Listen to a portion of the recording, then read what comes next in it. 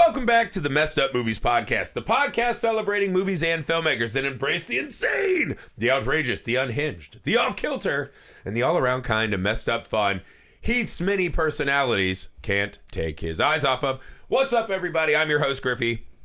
Joined back in the studio, finally. I've recovered mostly from my sickness, by co-host Sam, co-host Heath. Welcome back, guys. So, today's episode, we are going to be talking about Borderline. This movie came out a little bit ago, but we are at the Genre Blast Film Festival. As you hear this, we're time traveling. We're very excited to be back at Genre Blast. Before we get started, make sure you go to YouTube. You can see our short film, Sugar Tits, there. That's what we'll be playing at Genre Blast. We'll see if we win some awards. Also, make sure you go to the Messed Up Movies Podcast Patreon page, the best way to support this show and get more awesome shit from what we're doing. So, we needed a movie to fill the calendar gap here because we can't go to the movie theater. We'll be watching Genre Blast movies. We settled on Borderline, right? So this is Ray Nicholson and Samara Weaving, right? Let me read a quick synopsis. This is written and directed by Jimmy Warden, who is married to Samara Weaving. Is he really? Mm-hmm. Gotcha. Dude, that's all you got to. So if you want a good actor to be in your movie, just marry them. Yeah, easy. Yeah. Easy you guys enough. need to get on that. Man. Who? We got it. I'm married. You're married. Heath, you got to get on that. I got to marry. Who should I marry? Who's the best actress? Daniel Day-Lewis. I think if we're gonna He's go, married? Yeah. If we're shit. Well, you could break that up. Kevin Costner just got divorced, I think. Hey, if we could get Costner, I totally would. I totally would. get Kevin Costner for Muscle Bobby. Dress me up in a wedding dress, a blue wedding dress. Put it on the plans. All right, so here we go. Here's the synopsis of the movie. You're cordially invited to a violently romantic comedy, all caps. After escaping from a mental hospital, a violent sociopath named Paul begins a dangerous rampage targeting Sophia, a world-famous pop star. Obsessed with her, he takes Sophia hostage in her own home, acting under the delusional belief that they are getting married. Paul is desperate to prove his devotion, leading to a tense and unpredictable situation. I don't know if that's a very good synopsis. I kind of predicted it, I think. Yeah, I think it was very predictable. Okay. The whole movie was pretty predictable. I gotta say, I actually quite enjoyed this movie. I thought it had a lot of zest. It had a lot of life. I do think that this could be a little more sizzle than steak throughout a lot of the movie. It looked right. pretty. There's some basic kind of qualms of like the reality of the situation becoming a little nonsensical. Right, characters getting lost in ways that would be silly, reveals that aren't really reveals. But I do have to say, this was just a fucking fun movie to sit down and watch. I thought the cast was up for it. They had some pretty violent and fun gags. Overall, I think that's what I rested on. It was a really fun cast in a pretty fun situation. I enjoyed this movie quite a bit. Did you have to pay any money to watch this movie? So, I wish I would have. I watched this on Peacock and immediately deactivated my Peacock account. It was insufferable. It felt like 4 minutes, it would just stop dead in the middle of a scene, no rhyme or reason why, and do a 60-minute ad break. Ugh. And this is a relatively 60 new seconds? movie. Yeah. Okay. So I watched this movie, I limped through it, and I was like, I wish I would have spent the $350. I immediately canceled my Peacock subscription. Is that all it costs? Is $350 to rent? I had to pay $5 on it. $5. Okay, I paid $20 to rent this because I happened to watch this. Bought it? In March when it first came out. I did the. So one of the things with this movie was it premiered in theaters the same day it premiered on streaming. Yeah, day and date. So whatever that's called. Yeah. So I paid the $20 and just rented it at my house. And I gotta say, I wouldn't say I was disappointed. But I love that your new metric on every pod is what you paid for the movie. But, like the movies you bought at Dollar General, you're like, that's a fucking steal. That's free. I wanted to try out this new line though. I wouldn't say I'm disappointed, but I wouldn't say I was appointed. It doesn't work. I mean, I feel like we should workshop before we hit record. If we're being honest, this is the workshop. What makes me the most mad about hearing that out loud is that I know you've been thinking about that for days. I know you thought that in your dumb head, and you're like, I can't wait to fucking subject these guys to that. Okay, so in my mind, I didn't know if it worked or not. Now I know it doesn't work. Yeah. So I've learned something. Yeah, so we learned. This is what the arts are for, right? Yeah. To hold a mirror back to us and reflect. So anyways, I spent $20. Yes, aside from your fucking $20, receipts. That's part of my life. Yeah, energy. I don't want to know about the receipts of the movie. I want to know what you thought of the movie. So, okay. I just like that Sam's walking a tightrope without a net, except he's only about 4 feet off the ground. I fall all the time. Like the lamest. So I felt like routine. they tried to have some heartfelt, like what you're saying. There were some heartfelt moments there, but a lot of it was very predictable. It's like they kind of tried to make two movies. I thought it wasn't funny enough to be a comedy, but I also thought it wasn't scary / suspenseful enough to be a good thriller. So I'll say this. I don't think that the scary thriller stuff really works at all. I actually thought it was very funny. So I like the comedy writing aspect of it. But it is one of those weird movies where it has some pretty violent kills. Like when Penny first finds the security guard, or when the giant guy grabs the bike cop after he does his whole fucking show routine. I felt bad for him. There's some like shockingly violent moments.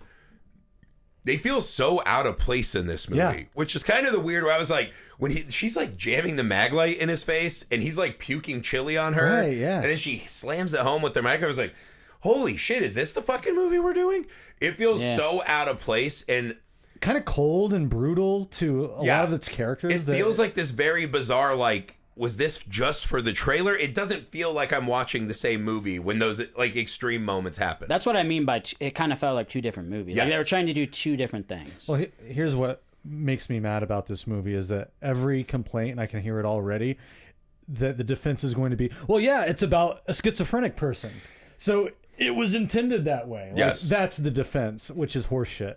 I fucking hated this movie. Wow. I'm waiting. Whoa. When is the last movie where we are all three like pretty good? 28 years later?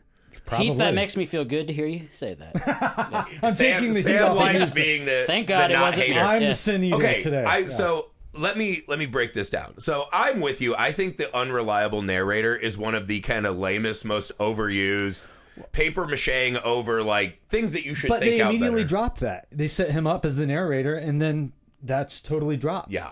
So you I can't agree. even say that. So, but what about the movie didn't work? Because like hate is a very strong reaction. Yeah, I hate it. Because I was hate like, it. I don't think this is like a groundbreaking movie. I don't think anyone will mention it 2 years from now.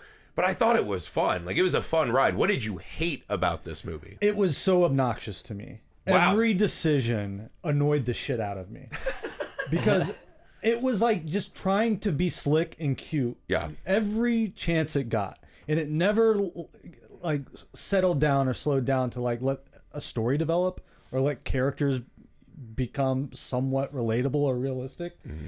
And I don't know. I mean, you could defend it and say, well, that's what they're going for. But given the subject matter, that it's told from the perspective of a psychotic person that can't identify who real people are. Mm-hmm. And it wasn't even apparent to me until the end that was actually an affliction. Yeah. It sort of seemed like a ruse, given the first Right. scene. There were just so many things that kind of just like didn't follow through or defied what it was setting up and abandoned it. And was when you said it was more sizzle than steak, I'd say it was a flaming, fajita sizzle. with like nothing but maybe some fried ice cream. I'm gonna say when the ice cream's fajita pretty gets to the good. table, Yeah. you're usually No, like nothing. That affliction you're talking about, isn't that the same thing that Brad Pitt has, where he can't recognize faces? I think that's I bang other ladies' defense, right? I think that's what you say in divorce court. Like, what? I couldn't tell. And it's like, can you recognize tits and vagina? But I think it's a real thing. Is that man. what they were going for? I what never happened understood the is, psychology of the character. He was engaged to a girl. They went to a Sophia concert, right? She's kind of this like Madonna lady. It takes place in the 90s. They went to a Sophia concert, and his fiance dropped dead at the concert. And this triggered. It's almost like it's like a Batman thing, right? Wait, like how did I miss Joker's that? one because it's just kind of tucked And in also, the middle of one. did it scene. say what she died of? I can't remember. Like a heart thing or whatever? She just like got too excited and died.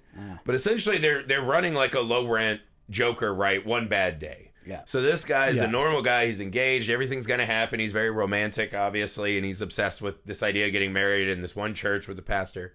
She dies at the concert. I don't know that something like that brings on this kind of psychosis. Like, I think it could make you deranged, right? Yeah. But, like, I don't know if you'd be actually that afflicted where you can't recognize that a starting NBA point guard is not a tiny white lady pop star. Like, that was the kind of... And I was like, okay, but this is the thing. The movie's like, you just have to accept that this is going to be part of the gag. The classic, Fine. you just have to accept it. Yeah, and that's the thing. But I'm not a medical professional, but I don't think that kind of psychosis It comes seems from like he this. would have But had when that his was- whole life if he had Yes. it. Yeah. when was that determined? Because I must have completely missed that. You have that opening scene where they play that beat with Eric Dane, but then he immediately stabs him. So to me, I Right. read that as, oh, that's his tricking him. ruse. Yeah. Well, he had also, like, in that opening scene, I thought was really good because he had also had a familiar relationship with Paul. Like, clearly Paul's done this a lot, and he's like, come on, dude, go. He, like, gives him the high five. He's like, I need it, right? There is, like, a comfort because he's like, this is a guy who had this tragedy at the show. He feels a little bit bad for him. He thinks he's mostly harmless. When he's saying, give me the knife, that's his way of like, I'm going to protect this guy. He doesn't even fathom that this guy could be dangerous.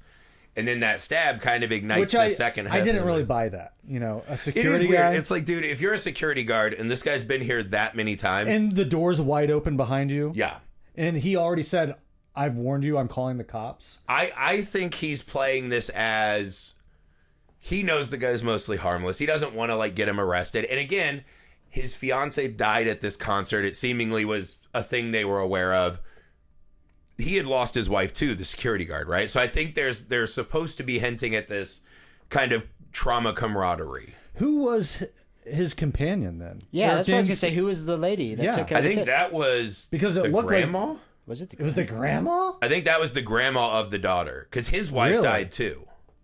That lady was the grandma? She looked think. like she could have been the mom or Hey, his man, wife. they're grandma. There are grandmas who can get it. You just hire a different security guard, is what I would think. Then. Yeah, You- I think you don't want to trauma bond with your security guard. Well, I think also Sophia doesn't seem like a good person, and she'd be like, "This guy sucks. He This got guy taken sucks." out by Ray Nicholson. Like, I need a better security guard. If Right. she's that popular of a star, she needs like a behemoth security guard." Yeah, I think that's the big message: is this guy's just not good at his job. Yeah, and she's just like, "Well, I like him. We do puzzles together." And it's like, "What? He got fucking puzzles. stabbed in close quarters because he was hugging and dancing with your stalker." By a little guy. Fire yeah. his ass. Yeah, you got to fire this guy immediately. But also, like, do you find it? There's a couple things I find weird about. So it's set in the 90s, right? Did people just not call the cops in the 90s?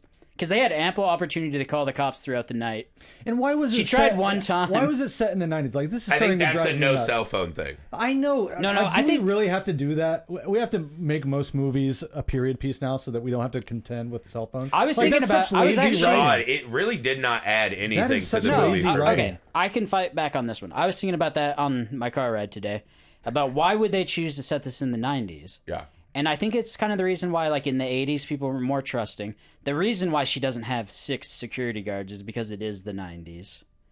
The fact that pop stars were bigger in the 90s, I felt I like... think it was just an excuse to do all these needle drops, which drove me nuts. You think so? Yeah, You know, the only thing I took from it that I was like, that's kind of 90s adjacent was the Rodman wedding dress thing.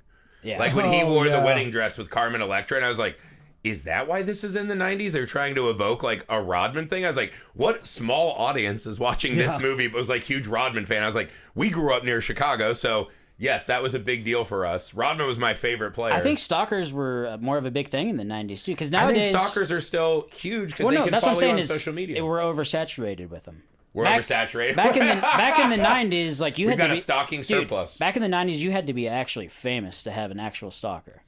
I I feel like nowadays don't- everybody, you probably have a stalker, dude. Dude, that would be great. Yeah. I would be so I flattered. feel like everybody's got a stalker. Also, now. I don't think that's true. I think people have been stalking since the first cave well, people. in the general sense of stalking, like the legal Don't term. fucking do this. Like, that But excuses your point. People have been stalked forever. stalking like enough to make a movie about it. That would have been in the 90s. Well, they didn't make the movie because he's stalking. They made the movie because he goes in the house and starts fucking whooping everyone's Yeah, ass. but all I'm saying is if he never started stalking her, there would not be a movie. It would just be Well, a movie sure, about a pop man. star, and that'd be boring. If people never went in the ocean, there wouldn't be Jaws. Well, that's what I'm saying. These might be some of the reasons why they wanted to set it in the 90s, other than the cell phone. That's all I'm saying. I think I'm going to side with Heath on this. There is not one thing in this movie that evoked a feeling of the 90s. This No. is such a modern 2020s era movie that it has such the kind of feel and vibe of a lot of these indie movies we're getting now. nothing about this movie. I don't even know if this was an indie movie. I just said that. Nothing about this movie evoked the 90s. It's the writer and director of Cocaine Bear. Yeah. Yeah. And this is his directorial debut. It's pretty indie, yeah. It's, I didn't look at who the studio was, but I doubt it. It could be technically an independent film, but it had some serious backing. Yeah. So it's not like some sort of esoteric. And Samara indie Weaving's probably not the cheapest. film. Well, maybe she's doing a favor for. I her mean, if husband. it's on Peacock, was it a Universal movie? That's their app. It's probably a Universal film. Can we in digress some, for a second? Independent wing of Universal. So, Yeah. Can we digress for 1 second? Okay, so I was actually thinking about this the other day too. Could a studio like Universal technically make an independent movie if it's low budget? Oh, absolutely. Okay. I mean, they have all of the studios have divisions that are The art independent. house division. This is an old film argument. I think that if you are a subsidiary of a studio, it cannot be a truly independent movie. Yeah, that's the other. I've side. always thought that's horseshit. It is horseshit. That's like when, Fox Searchlight. It's Yeah. like, dude, that is You're Fox. That's still a Fox. major corporation. Yeah. That is not the same as like going out with your buddies on the Yeah. weekend and shooting a movie. Okay. But, so Heath, you did not like this. So from the opening scene, did that work for you at all? No, it didn't. And so that just kind of set you on this cascade effect. I can't say it totally didn't work. Look, I love the casting of the movie. I really Cast love is the cast. fantastic, I yeah. love seeing Eric Dane. I think he's great. Big sexy. And he's sexy, he has that grovelly voice. And immediately he, especially in this role, presents a lot of empathy. And so you really care about this character. When they shot him, I was like, horseshit. He's obviously not dead. Yeah. Like, why are we doing this? This is me and Sam were talking about this because this is one of the things I think the movie has an issue with. This should have been like Clue, like get in the house and don't leave the house, right? The jumping 6 months, I really don't think added anything to the movie because what it does is then he comes back and he talks to his daughter and they're like sharing a drink. It's supposed to be this kind of heartfelt thing, Well, it's but I character building. didn't get any kind of like this was a real father-daughter. Well, because he's bond, not right? good at his job, so you don't care. I mean, at least in my mind, I don't need to know about his character because he's not impressive. Right, Well, but but- even there, to Heath's point, what you're supposed to get out of him is he's a dad who lost his mom. He needs this job with this pop star, and he has empathy for this guy who stabbed him, right? So I think that's what they're banking on. Yeah, he's a And good he guy. he should be the main character. That's the problem. He's such an ancillary Yeah. piece. Then the big guy drags him out, because first off, he's like, hey, the murderer's loose. I'm going to abandon the pop star who pays me and go back to my apartment. Oh, and also right? not call the entire time he was driving away. I was like, why not call her and tell Well, her? they did that in the Porsche where like he picked up the phone. He's like, fucking car phones don't work. Oh, that's a good point. Yeah. And so I like, forgot. I was they're like, where's trying- his cell phone? He didn't have They're a cell trying phone. to hint at that, right? Okay. And so he leaves, and then they do we're gonna shoot him in the woods, and it's like sorry, and then the big guy tells the daughter you can take the bag off the head. I was like, all right, this could be a pretty metal decision. Yeah. No one who ever watches this movie is going to think that guy's dead. And the fact that the giant killer can just fucking stock up on a cop and murder him with his bike chain, but like can't have enough depth perception to see that the gun's not aiming at this guy's fucking head. Yeah. Hey, man. I was like, that's one of those movie things where I was like, okay, but to kind of counter what Heath, and I can see Heath getting mad at me already. The movie sets up this is a kind of cartoonish, not quite like Natural Born Killers, but there's no moment of this movie that's stopping and trying to steep us in a reality, right? So well, I'm not saying they're playing the like unreliable narrator card. They are telling you that this movie is going for the gag more than laying like Agreed. a realistic home invasion scenario. Yeah. So even that moment where I was like, bullshit, that guy's 100% alive and coming back, it didn't really bother me because then it cuts to Ray Nicholson doing something, or it cuts to the two of them doing a duet. And I was like, all right, these gags are fun. They're working. So there's for no me. actual threat. Yeah, and they try to do the thing with the point guard where he's like, my name was on the list. You don't really want to be I a know, couple. And it's yeah. like, dude, you've known her for So they throw in a 3 couple hours. weird little things where it makes you think there's going to be more, but I then they think just they're cut it trying to give us like a story and Yeah. character arcs, and just none of it works. And what kind of character was that? Well, yeah. Was he supposed to be on Valium or something the entire They time? were. The point guard? The point guard, yeah. He's they, too cool. They were smoking, weren't they like smoking crack or something at the beginning of the movie? Smoking crack? Crack. What? No, I don't think anyone smoked crack the whole movie. They were smoking something. And So they were, I think, weren't they? Am I completely crazy? I must have missed it, man. Maybe there was a joint floating around. I definitely did not see any fucking It's been 2 months since I've seen this movie, but I'm pretty sure that they were smoking. That's why they seem so weird. All the protagonists had such lackadaisical reactions. That's what I'm saying. All this crazy shit that's going down, except for maybe Sophia. Is that her name? Mm-hmm. Yeah. I loved Samara Weaving in this. She's so fucking good. She got pretty backseated by this movie, too. Yeah. I mean, I thought she was way underutilized. It's a weird ensemble where no character gets enough run. Yeah. Like, for some reason, I don't know why they added the French girl, the Penny character. She offers nothing in this movie. Completely. So it's in the 90s, and she's hot as hell, and perfect teeth, and she's French. Really? Yeah. And she's psychotic. Yeah, and even though she weighs like 98 pounds, she could fucking murder everyone and beat them up. I think that was the idea, was she was supposed to be the actual threat, because Ray Nicholson is crazy. She's actually the threat, but then they kill her right away. She gets fucked up, right? Because again, she weighs 98 motherfucking pounds. So she does the like, I thought you'd be prettier in real life. And I was like, okay, they're going to do something with this. They don't. And then she's like, hey, will you do a duet with me? And they have that fucking... I love that scene so much. It was a weird scene, She fucking knocks out the point guard because he's, I guess, not a pro athlete who has any fucking physical capabilities, whatever. He's high, dude, on crack. He's not high on crack. Maybe weed. I think they established at the beginning they're high. That's why they're acting weird. Not that fucking high. Yeah, no shit. Like, if a 98-pound person comes at you with a bat, that is my fucking 5th grade son weighs that much. You would take him out immediately. Yeah, but they do say crazy people are 10 times as strong as that was my wife's argument. I was like, you're a medical professional. That is slander. That's an insane thing to say. That was like when we were younger. If someone had Velcro shoes, you just assumed they were stronger than everyone else. So wait, you liked the moment where they do the Celine Dion song? I fucking love the Celine Dion song. Because, again, in a movie that's not willing to fucking make this an actual horror movie home invasion thing, they're trying to give me gags. The visual of them doing the duet and singing the fucking Celine Dion and then watching Sophia actually start to get into it, I thought was so fucking funny. And then the point guard's like, what the fuck is happening? Well, he's the everyman. He's the normal guy. Yeah, and I fucking loved that segment. But then it kind of like steps on its own dick because she's like, you're flat. It was just... And hits her with the tambourine. I did not like the end of that. I liked the beginning of it. I was like, what's going to happen? They go outside and fight and she's spraying lighter fluid on Sophia and you're like, whoa, okay. And then Sophia fucking sprays it on her and she's like, Sophia don't light people on fire. And then 1 minute later, lights her on fire. No, she gave her one chance. The girl didn't take the opportunity. Right, because of course she didn't do anything. So of course the girl's going to come back and fucking smoke her. And then she throws her in the booth and she's like, do it, light it, light it. And I was like, Sophia don't light people on fire. We just established that. And she fucking did it anyways. And then they didn't even fucking show it. What was it that George Bush said? Fool me once, don't fool me again? Yeah, good luck getting that. You just can't fool me. You can't fool me again. You can't fool me again. So there you go. No, I agree with you. Totally. Like, I really liked that line. Yeah. That was the one... That was cool. That was character. I kind of like... I was like, I'm hating this, I'm hating this, I'm hating this. She said that line, I perked up a minute. I'm like, that's kind of cool. Her delivery was great. That line came at the perfect time. And then they belie it the very next moment. Yeah.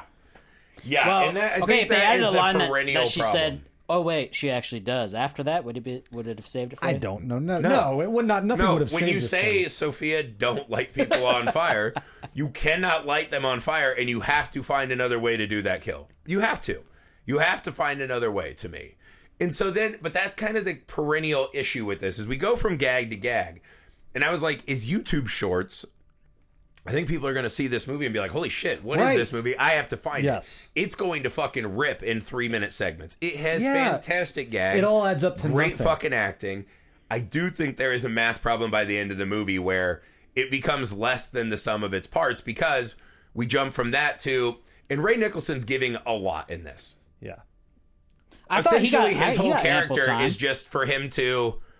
audition to be the Joker. Yeah, make silly faces, right? It's kind of like he's doing the kabuki style his dad did in The Shining. Yeah. But with no fucking atmosphere or stakes or anything attached to it. It's just him like shaving his legs and, you know, doing this fucking smiling face. And I was like, I don't fault him for the performance he gave, but it's like, why? In the middle of this, it feels cartoonish and small, because the movie's not putting any stakes on any of this. We know The second this starts, the security guard's going to make it. The point guard's going to make it. Samara Weaving's going to make it. The daughter's going to make it. It's like, who the fuck is going to get killed in this? Just Penny and the fat guy. And you're like, that's not enough. Like, there has to be some fucking danger or threat. Well, the security guard gets stabbed and shot in the fucking head and is fine. At the end, he's just in the fucking Porsche with his daughter like, yeah, let's do something where we don't get blood on us. The other security guard gets it. Oh, yeah, the fat guy does get it, yeah. So non-named characters Dude, get this it. movie's very anti-obese guy. And non-named characters. Yeah, and non-named characters. I don't know who this director is, but he's on my shit Isn't it list. the same guy that is married to Samara We're Weaving? getting fucking beefs, dude. It's just like what annoys me about this movie so much is every directorial choice. It reminds me like this is the class clown that doesn't know how obnoxious he is. Oh shit! And is like pulling the oxygen in his direction every chance he gets. Anytime someone else speaks, it's like, no, wait, this is about me. Look at me and what I'm doing. Oh, like, well, Griffey does it with charm. Griffey's good at it. Whoa, Yeah. what the fuck? Did I just catch you straight? I was acknowledging your point, and then you two fucking shared a No, moment. I was pointing at Griffey. Are you out of your fucking mind? I'm just kidding, bro. Are you fucking kidding me? Shots I'm just fired. kidding. Yeah. You come over here with your serial killer notebook as if you don't want the camera on you ever? Are you out of Hey, your just so fucking you mind? guys know, he calls it a serial killer notebook. However, he told me that he has an alien Earth notebook that he writes all of his notes in. That's not So true. don't let him lie to you. That's not true. I have a notes app. I write my notes like a Oh. grown-up in 2025. That seems so much better, so they can track you. Anyways, I cannot believe I caught strays. I actually have a vision for this show someday. I get what he's saying, though. I interrupted him. I'm sorry. I kind of hope that someday we have like a Royal Rumble podcast where all these directors, where we fucking talk shit about their movies, they come on and have just seen our movie and they just fucking eviscerate us one That's after fine. one. That's and we're fine. trying to fucking shuck Look. them out of the ring. Look, these are opinions, right? Yeah. Some you guys obviously had a better time with it, and Yeah. weren't bothered in the way that I was bothered with Right. it. You know, that's fine. It's not like I'm saying he shouldn't be making movies. Right. You know, make your movie. Actually, And Cocaine Bear rips. the one scene That was a good script. and one scene Babysitter that- he did Babysitter as well. Yeah, one of the Babysitter movies. Yeah. Which Samara Weaving's in that too. Oh, And that one was pretty good. that one was pretty good. I'll give him credit. The scene with the bike cop where he does his little song and dance Yeah. out on the street, really amazing sequence. It's all one shot. Yeah. The camera cranes down. He does his little sequence. Like there are a lot of fun little beats and moments in that. He stops when someone goes by sheepishly, kicks it back up. Yeah, The he's, like, camera- scared. The camera comes back around to another angle, and it like the scene keeps going. He goes to the bike. He gets killed. He gets dragged away. Then Eric Dane comes around, comes in. Then they do the time lapse. Great. That's Comes good. out. I was impressed. I got something to add to that, actually. What I think would have been the perfect ending, going off of what Griffey said about that dude being, blind in one eye, if at the very end of the movie, the bike cop dude, like, wakes up on the side of the road, and he's like... No one died the He's whole like movie. strangled his arm or something instead. And he's like, man, my arm hurts. Right. Oh, God, no. Yeah, like you just finished a jiu-jitsu class. Yeah. No, I mean, again, I think the movie's letting you know so early on. And it is this weird, they try to fool you with this hyper-violence. But this is a fucking gag film. So to me, the lack of stakes and teeth never really bothered me. And it does play more like a director reel Yes. Yeah. than a film. That's what annoyed me. And an actor reel for Ray. Yeah, I and the thought acting's Ray great. was I think, great. And again, I don't even think the writing is bad per se. It's just not one of these movies that wants to walk you through a step-by-step journey. What it wants to do is just have characters together, having kind of interesting repartee. It's a vignette film. Yeah, it's too cute for its own good. It's just trying to impress you or impress itself the entire time. Yeah. It's just exactly. It never wants to be an actual story. Yeah. Right, but in a weird way, I do push back on that a hair. I do think the story is there. And I think what it is, I think in microcosm, the movie comes down to that finale in the church, right? For me, I was like, that's pretty funny. But all the flaws of that film are laid bare in the finale in the church, right? So the security guard gets there in the Porsche, and he walks the point guard down the aisle. and is not like jumping into action, even though his daughter's in the front row, right? Exactly. And you're That drove me like, crazy. okay. Yeah, I had and a then the big problem giant with that, henchman, yeah. who's not a lunatic, but is this guy's friend, is like, that ain't her. That's a black man, right? And then he just fucking goes along with it. And then Sophia's like, fuck it, I should be up there. Like, you want to marry me? Let's do. And it's like, what is anyone doing or wanting Like, in why this didn't they just moment? all bum rush him? At Right, that point? and then Ray Yeah. Nicholson's like, you know, hey, ma'am, this isn't about you. And I was like, yeah, that's funny. That's kind of a funny gag. Well, because he's the only one that's being legit. Everybody else Right, is... but what is the fucking... The point is, the writer is saying, I'm going to subvert expectations here for the sake of subverting them. Right, and then the point guard getting stabbed, you're like, Yeah. okay, that's all right. But then he gets stabbed the same way as Eric Dane, but can immediately get up and just be okay. I guess he is a fucking NBA athlete. So you're saying... So basically what you're saying is he wanted to subvert expectations in the sense so that people... So we think, oh, these people aren't acting like normal people for like an artistic reason? Yeah, I think it's just, again, trying to be too cute for his own good, Right. and not actually trying to make a movie. So it's like, haha, they're not going to do what you yeah, think they're yeah, going to it's do. like Right, like that prankster scene would have bullshit. looked like Taken, right? Where it's like, Right. my daughter is in the front row. This guy's got a gun. And they keep saying he's got a gun. But it's in And his it's like, pants. Yeah, that's fucking fine, You dude. can get I'm to him. finding a way to it. And Yeah. eventually he fucking dumps him in the holy water. I'm like, yeah, dude, that I'm figuring, like, I'm walking him up the aisle. And I'm going to be like, hey, man, happy wedding. Boom, boom. But And also, like- once again, back to my original thing, just call the cops at some point. Like, there's phones. Why did he not Yeah. engage the authorities Yeah, before? dude, phone. like, what the hell? Well, man? he could have Smartphone, stopped by a police station on his Or way I'm to sure the church. building He's a next to man the of church action. has a phone. Like, someone He has a phone. didn't seem like a man of action. Hey, man, when you watch The Graduate, dude, he's not stopping at a phone. He's going to save his... So that's the difference. lady. If he was a man of action, he's like, I'm just going to handle myself. But he didn't even do that. He did no action. He did no action. Until he dunked the guy in the holy water. It was more like, I'm going to wait for an opportunity to arise. But it's like, dude, you had your opportunity driving over here. Like, you could have got backup. Yeah.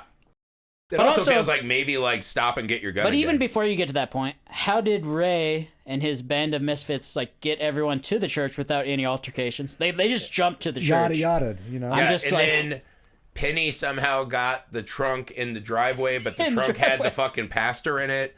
There's like, again, if you want to Yeah. like really look at this with like a logic-based view, you could fucking eviscerate this movie. Yeah, you this, really can. The like the plot of this movie is very fucking dumb. It's to me, it's a very much like a PG, dumbass version of a Joker Harley Quinn story. Natural born killers, right? Yeah. It's that kind of Oh, thing. yeah. But again, I think we become so fucking spoon-fed plot movies. Mm-hmm. I don't mind when a movie says, you know what, we want to just fucking put a little more fucking syrup on your pancake. And we're gonna like really like hyper kind of like stylize extra shots. Yeah, but in and one, do gags. one moment it's a pancake, then it's a waffle, then it's a. They're both a good. crisp. They're Like, both carbs with syrup on them. That's you not know, bad. You can't ever like get your head around what the meal is. Right, but sometimes like I'm a buffet man. Sometimes you just want a plate with like nuggets and lo mein and That's a a good fucking point. scoop This of is ice a cream. buffet movie. Yeah, this it is is. like It's like here's a bunch yeah. of things that you like. Maybe they don't mix together in like a fucking beautifully 4-star way, but these are all things you like. You like Samara Weaving. Ray Nicholson seems like a really charismatic guy. Like he's got a great performance in him somewhere. It has some hyper violence. It has some funny gags. And again, I kind of thought of it as like that KFC. Remember that fat ass bowl?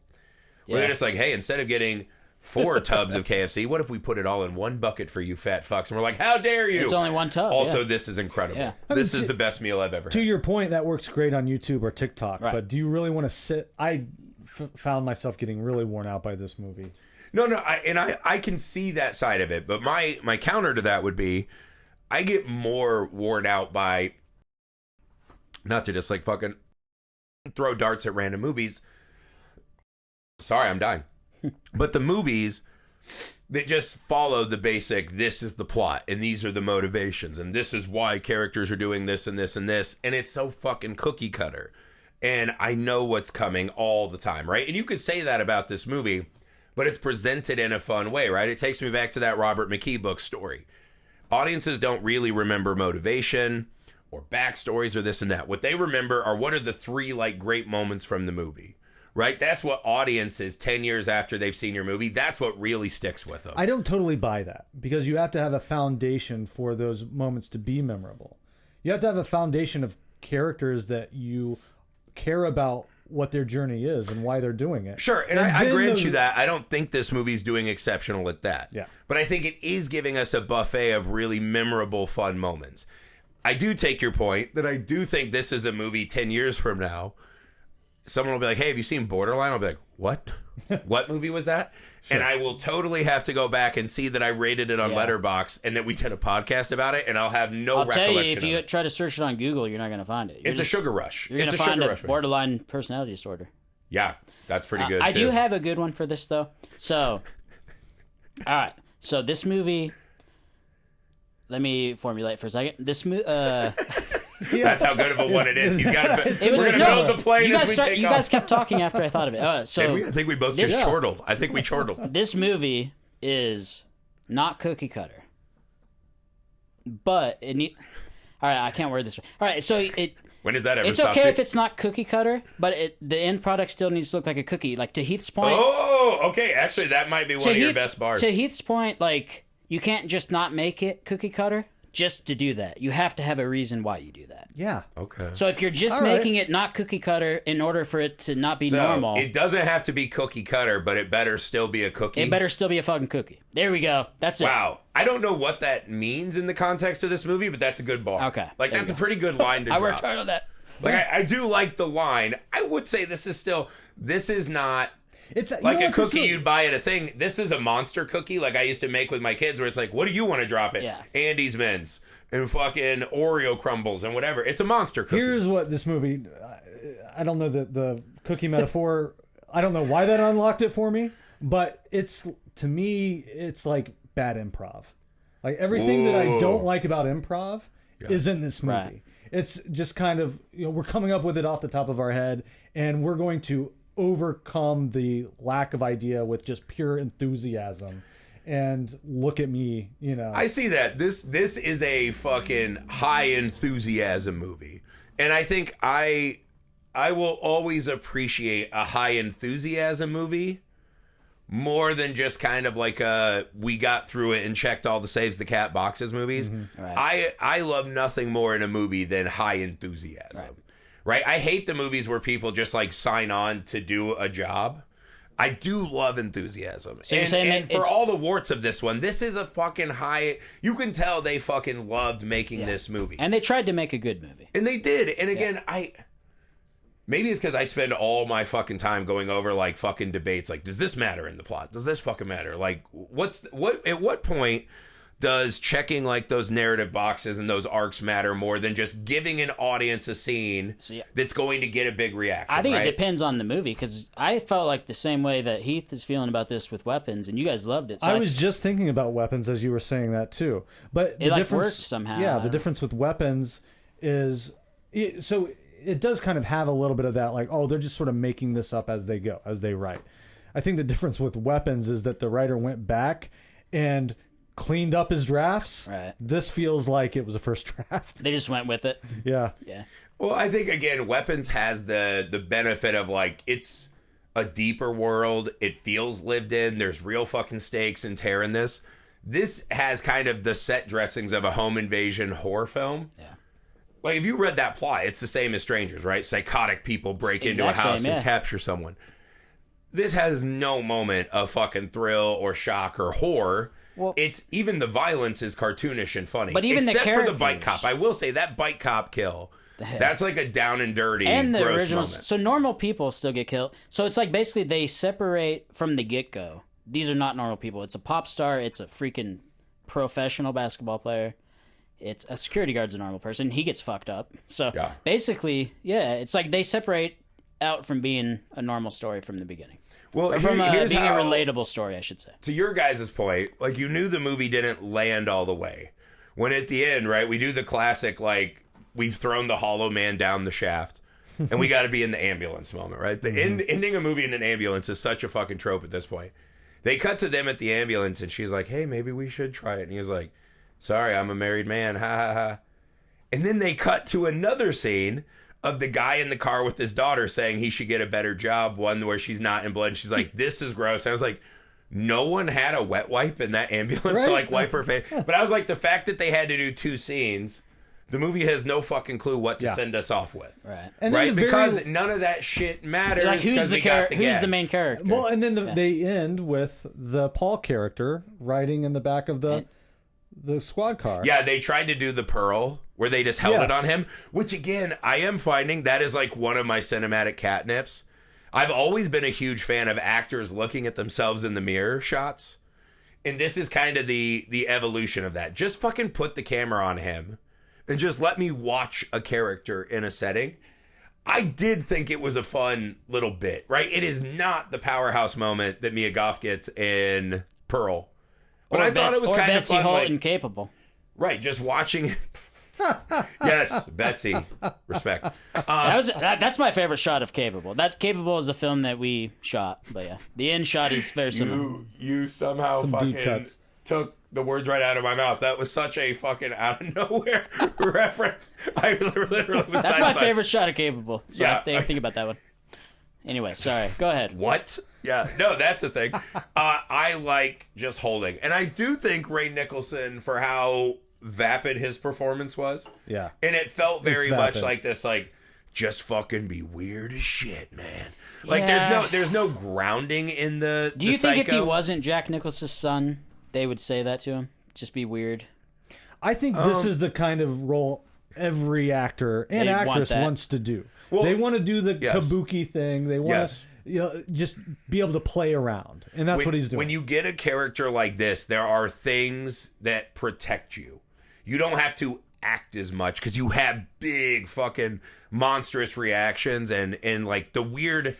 And It's like having a mask, right? Like there's a difference Yeah. when you're acting behind a mask. There is a safety to it, right? It is so much harder to do something like, and not to fucking nitpick, but like when you're doing a movie like, let's say Bones and All, for example.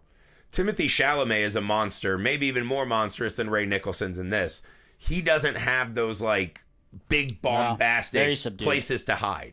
He's got to sell that in a more humanistic form. Almost Ray just sell it in his Nicholson in actions. this is barely ever playing humanistic, except for at times in that final shot. The wedding So scene, yeah. to Heath's point, this is a great role because it's memorable. You get to do all the fun shit. You get those really fun clips, right?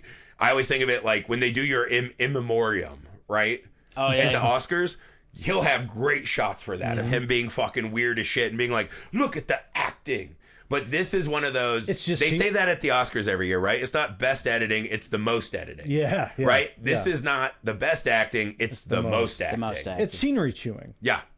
And I think he's got something. Like you watch him and you're like, there's something in there that's cool. But But if you compare that It's to a like different kind say of performance. like a Nicolas Cage, one of the best scenery chewers ever. yeah. Pacino, yeah. But there's always he knows the character in there Mm-hmm. somewhere. There's some kind of like foundation, some core going on about where that's all coming from. Well, let me stop there. Is that his fault in this movie, or is that the writer's fault for not bringing that my fiance died It's totally at the a writer's- concert more? See, I don't think totally we're the going to writer's know. fault. I don't think we're going to That's know. a problem of the script. Yes. You need one moment in there where he is an actual fucking human being. The human being before he was, or the human being he was before that one bad day. We need to see that somewhere. And that never really fleshes through in this. I thought the buddy being his childhood friend would be the venue for that. But he's literally just a manservant. Like there's no kind of thing with that either. So that's what they were missing in this film.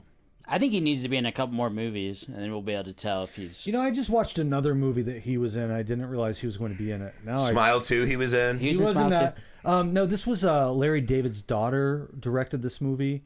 It's Fucking Nepo babies, dude. They're it's Lena everywhere. David. He was really good in it. The plot is that he's more or less a toxic boyfriend who love bombs the girl that he ends up with. He's like, one day he's like the most perfect guy. The next he's trashing his room and blaming it on her because she doesn't love him enough. He was really, really good in that. I mean, I think that was sort of a broad performance too in many ways, but there was nuance in it. I think he does have something coming around the corner. I hope. Oh, I mean, within the next 5 years, he's gonna have one of those like, holy shit, this dude's arrived moments. I feel think, like. yeah, just based off of him being, as long as he can act at all, he's gonna get jobs. I think know. Jack Nicholson he is my favorite actor of all time. Oh yeah, Jack Nicholson is the king. He is pound for pound the best. Like he can go big, insane. He can get really like intimate. He can do rom-coms. Yeah, he's kind of insane. He has charm. He's villainous, the full spectrum. All we've seen so far, I think, in the casting of Ray Nicholson is we want that kind of like signature Nicholson. Yeah, The Shining. We want it's always The Shining. We want when Jack Torrance is laughing at Lloyd the bartender. Yeah. Right. That's what we want. Again, I do wonder what's going to happen. I do wonder if we're going to have a big revolt against the Nepo baby. But then we may just not have movies anymore. We won't have movies. Every one of these fucking people is it's a Nepo baby thing. And it's weird because it doesn't bother us in sports. But I do feel like it's starting to chat my ass in the movies. It doesn't. Well, Are you a big Bronny James fan? No. Well, No, but like also when Bronny James got his son drafted to the Lakers and everyone was shitting on it, I was like, yeah, That makes dude, sense. if I could get Hunter drafted into something that would make him a millionaire, Dude, the I difference would. between sports and acting is definitely subjective. Yes, and in sports there is a fucking There is a bottom line line you stat have sheet. to meet. So like all So the Bronny guys, James is never like gonna- Scottie Pippen Jr. being in the league, you're like, that guy can play fucking ball, Yeah, right? Like he's there got to is be able something to. about Right? that. He has to be able to. And again, there is something about acting that makes it subjective, but like the Nepo baby thing does fucking drive me nuts. My You're thing like, is, every if movie they're I good, watch, you're like, oh, that's if they're someone's good, who cares? You don't ever have to even look up who anybody's related to. Just watch the movie. Right. And again, I do think that's the thing. I think it is this weird thing that's taken root online. Like, who cares? And now, like, it's become a talking point. But yeah, if you got the goods, you got the goods. If it's a good movie, it's a good movie. Yeah. I saw something the other day. It was like Bill Pullman's son and someone else. Dude, he was in the fucking Thunderbolts. Because I was like, where do I know this fucking guy He looks from? exactly and like your Bill wife's Pullman. like, that's Bill Pullman's son. And I was like, motherfucker! But It's like they're whatever- all fucking nippos. I think it was maybe Zoe Kravitz and Bill Pullman's son, and just like the whole cast were Nepo babies. Every The entire fucking one of cast. It's like they all knew each other in like high school and shit. Yeah. Yeah. It's They like had it's to like have, a thing. yeah. They're all fucking nepos. But Nicolas Cage was a nepo, dude.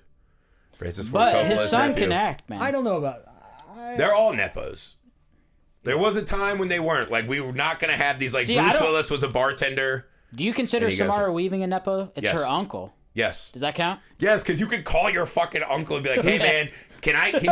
Is Even, it this Hugo, is the thing about... Hugo Weaving? Is Yes. that her Hugo uncle? Weaving's her uncle. Because you could just call and be like, hey, man, I want to be an actor. Do you happen to know a great teacher? Do you happen to know an agent or a But- manager? Like, if you called Hugo Weaving, someone at his agency would be like, hey, take the kid in the mailroom, Yeah. make him Samara Weaving's agent, and whatever. Like, you have access to things that You get normal your people foot in the won't. door. Like at least. Dakota Johnson was walking the red carpet when she was 13 with her Yeah. parents. You Yes, know? you It's just like- have access to things in the game that Well, it's other not people even don't. access. You are just brought up in that world. You know how to move through it. Yeah, that's true. But also, she's not a great actress, though. I feel like I you think can't. she's very good. You think she's good? I like her. I think that's the thing. I think I get mad at the nepos, but then I'm like, most of them are pretty fucking I mean, but good. that's why it's subjective, I guess. Yeah, I like most of them. I mean, as It's- long as she sells tickets, that's all. in That matters. principle, I am angry, but then I watch the movies and I'm like, yeah, they're good actors. It's fine. It just makes me think anybody can be a good actor if they just practice. Yeah, I mean, I think that's most things in life. Except for basketball. I feel like basketball, like sports, you can't. That's true. What is happening right now? Okay, We're talking that's about Nepo enough. babies. Yeah, we're fucking yelling about nepos and basketball. Sam, what's the most messed up moment in Borderline? All right, so I have two. Can I do two? Start with one and we'll see. We might cut you off if it's All bad. right, so my first one then is going to be more of a broad thing. I'm like, the only people that ended up out of Ray's group were his two buddies who didn't. I mean, the one lady was insane. She They probably were psychopathic murderers. She probably deserved to die. I bet his big friend was just a normal dude. He got caught up He in this. literally strangled a cop to death with a chain.